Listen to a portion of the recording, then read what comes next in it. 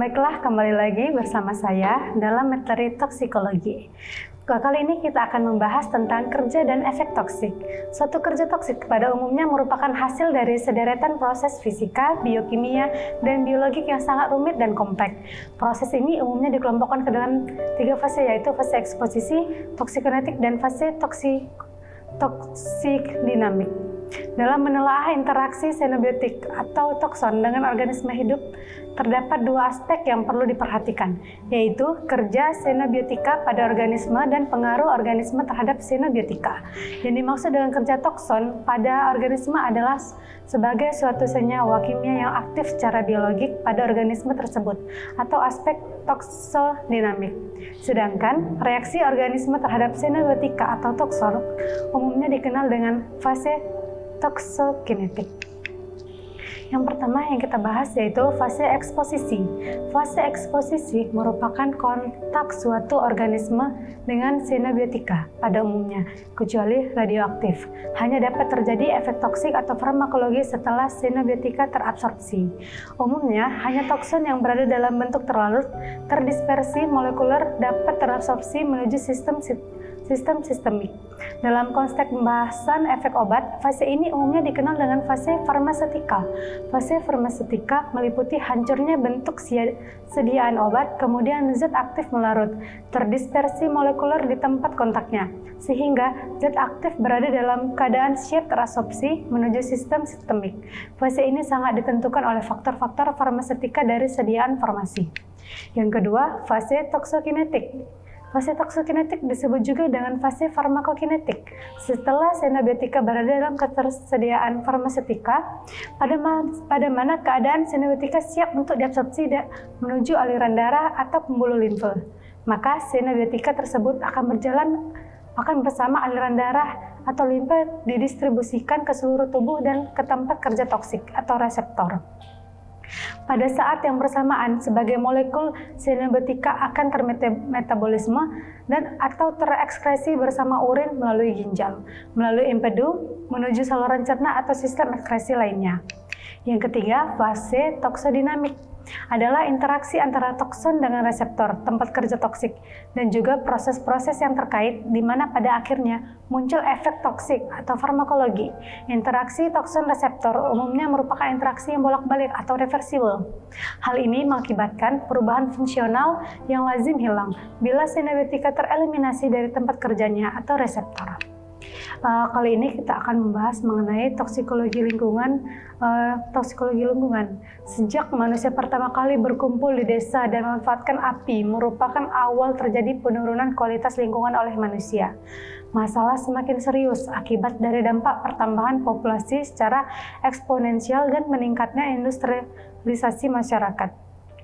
Penurunan kualitas lingkungan mungkin melalui perubahan kimiawi, fisika, dan biologis dalam lingkungan melalui modifikasi atau perancuan terhadap sifat fisik dan perilaku biologis udara, air, tanah, makanan, dan limbah karena dipengaruhi oleh pertanian, industri, dan kegiatan sosial manusia.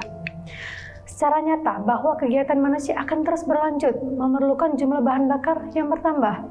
Bahan kimia industri, pupuk, pestisida, dan produk lainnya yang tidak terhitung, serta industri akan terus berlanjut menghasilkan produk limbah. Limbah gas akan sangat cepat terdistribusi menuju udara atau atmosfer, selanjutnya akan terlarutkan oleh bintik-bintik air dan terbawa kembali ke bumi bersama hujan. Di Indonesia, penelitian penurunan kualitas lingkungan yang berdampak pada kesehatan masyarakat telah banyak dilakukan. Seperti pada tahun 1996, masyarakat Semarang dibuat gundah karena publikasi hasil penelitian dosen perguruan tinggi di kota itu tentang kandungan logam berat, timbal, kadmium, merkuri, dan lain-lain pada daging ayam broiler.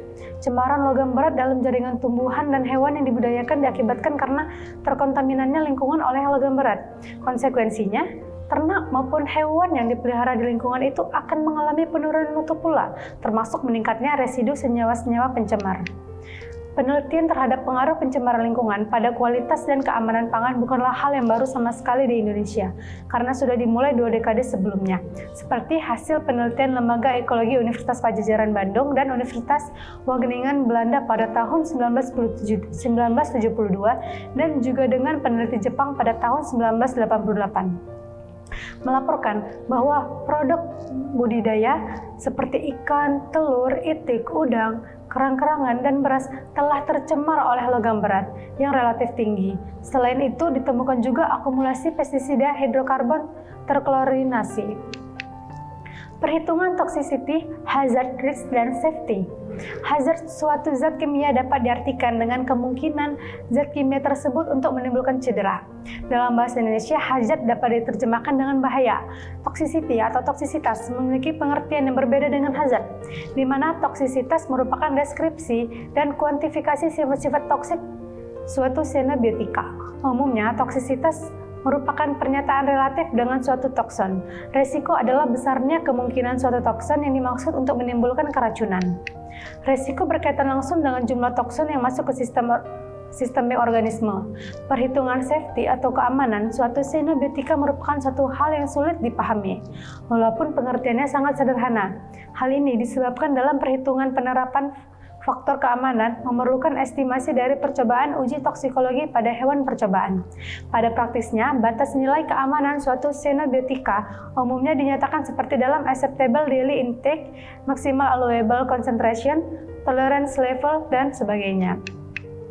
Menurut Undang-Undang Nomor 23 Tahun 1997 tentang Pengelolaan Lingkungan Hidup, yaitu yang dimaksud dengan pencemaran lingkungan hidup adalah masuknya atau dimasukkannya makhluk hidup, zat, energi, dan atau komponen lain ke dalam lingkungan hidup oleh kegiatan manusia, sehingga kualitasnya turun sampai ke tingkat tertentu yang menyebabkan lingkungan hidup tidak dapat berfungsi sebagai dengan peruntukannya. Keberadaan pencemaran lingkungan memerlukan suatu sistem penilaian disesuaikan dengan peruntukan lingkungannya. Perlu diingat, di sini kadang diperlukan suatu penilaian subjektif terhadap pengaruh buruk atau baik dari pencemaran tersebut.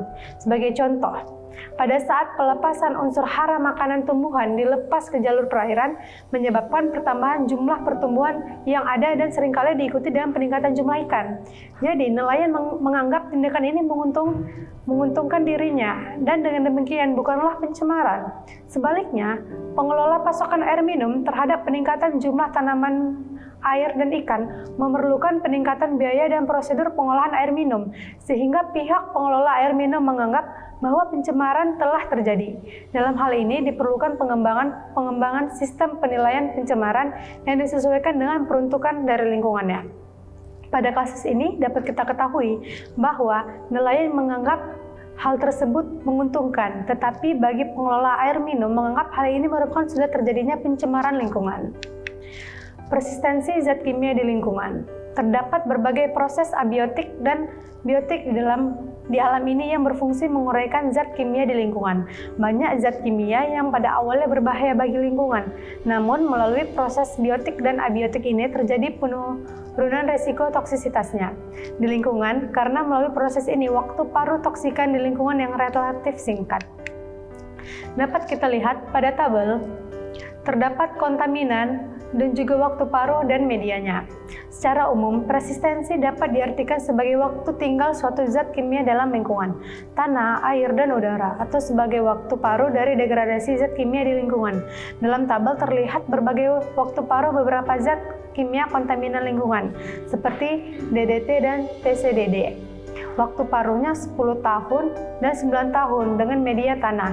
Jadi DDT dan TCDD dalam waktu 10-9 tahun tetap berada dan terakumulasi dalam tanah, sehingga dapat menyebabkan gangguan organisme dalam tanah tersebut, dan waktu paruhnya sekitar 10-9 tahun. Begitu pula dengan atrazin dengan waktu paruh 25 bulan yang medianya di air, sehingga atrazin selama 25 bulan akan berada dan terakumulasi di dalam air dengan pH 7. Lalu benzopyrilen akan tetap berada dan terakumulasi dalam tanah dalam waktu paruh 14 bulan.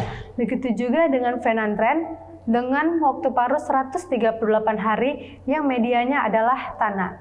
Dan juga karbofuran Waktu paruhnya selama 45 hari dan medianya air, sehingga pada 45 hari itu karbofuran akan selalu ada dan terakumulasi di dalam air yang ber-pH 7. Baiklah, cukup sekian materi toksikologi kesehatan dari saya dan kita akan berjumpa lagi pada sesi selanjutnya.